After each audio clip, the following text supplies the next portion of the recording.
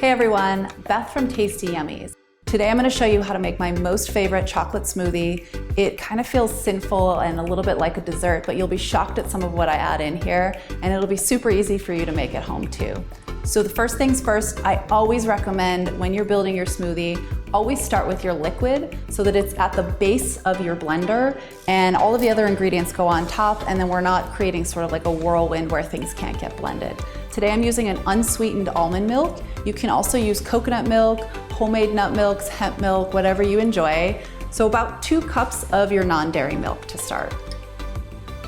For my veggie in this smoothie, instead of using traditional kale or spinach, riced cauliflower is one of my favorite tricks in smoothies. It's ice cold, so instead of putting ice cubes in there and watering down your smoothie, you get the kind of creaminess from the cauliflower, the iciness, and then of course all the nutrients.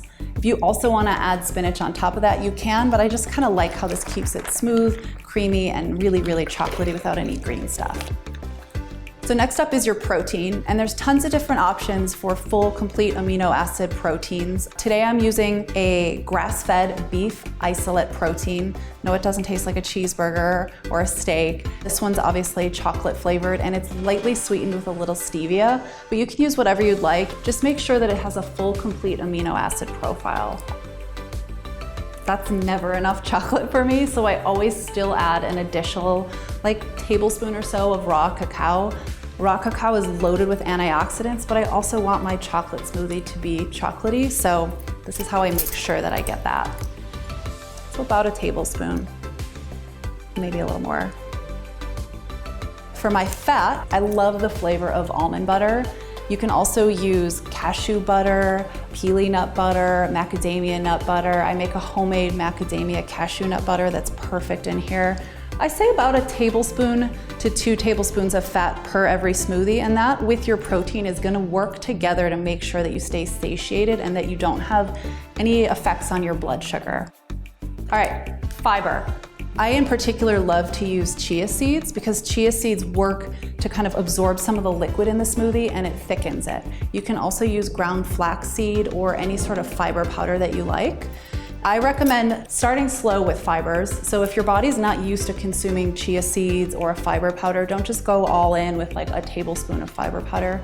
You might poop your pants. I don't want you to do that.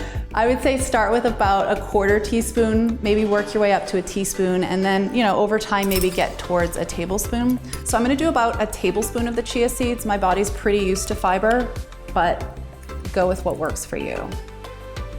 And I think that's everything. You can add a little sea salt if you have it. Sometimes I like to add a little vanilla bean powder or vanilla extract, and we're just gonna turn the blender on and whir it up, and wait till you see how smooth and creamy this is.